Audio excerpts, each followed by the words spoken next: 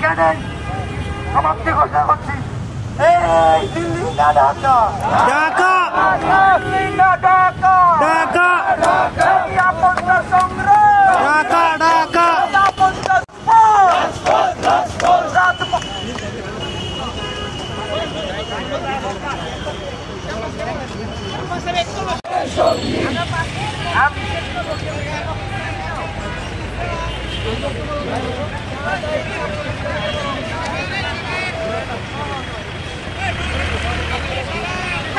সকলকে একটি আমাদের এই বিক্ষোভ মিছিল ও সমাবেশ থেকে একটি ঘোষণা করতে চাই যে এই আমাদের সাইফুল ভাইয়ের হত্যার সুষ্ঠু তদন্ত যদি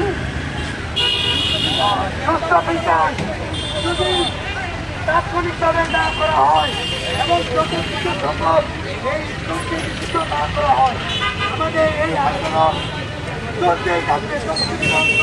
এই জঙ্গি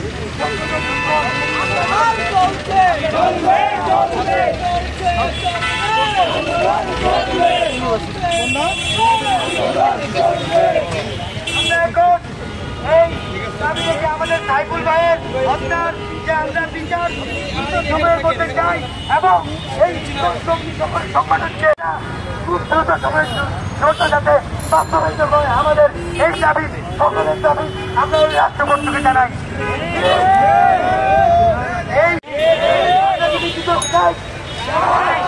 ইসকনকে নিষিদ্ধ করতে চাই, আবার বলুন ইসকনকে নিষিদ্ধ করতে চাই, তাহলে আমরা সরকারকে আলটিমেটাম দিতে চাই।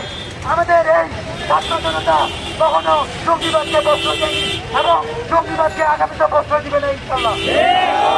তাই আমরা সকলে মিলে এই জঙ্গিবাদকে রুখে দিয়ে এবং বাংলাদেশকে একটি সুস্থ ও স্বাভাবিক দেশে পরিণত করবো এবং আমাদের দেশকে একটি উন্নত রাষ্ট্রে প্রতিষ্ঠিত করবো ইনশাল্লাহ।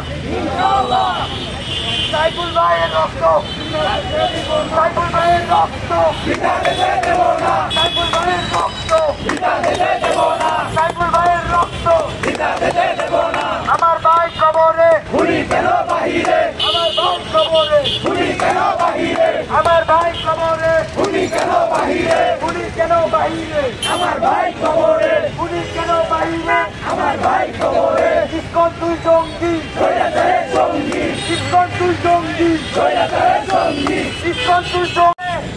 আমাদের দেশে একটি অন্তর্বর্তীকালীন সরকার এর মাধ্যমে দেশের আইন শৃঙ্খলার পরিস্থিতি স্বাভাবিক দিকে নিয়ে আসার চেষ্টা করা হবে। ভারতের উস্কানিতে ও দলীয় এই আমাদের ফ্যাসিবাদদের উস্কানিতে সহযোগিতায় এই ইসকন এই কর্মকাণ্ডগুলো চালিয়ে যাচ্ছে এবং তারা আমাদের দেশকে আবারও অস্থিতিশীলতার দিকে নিয়ে যাচ্ছে।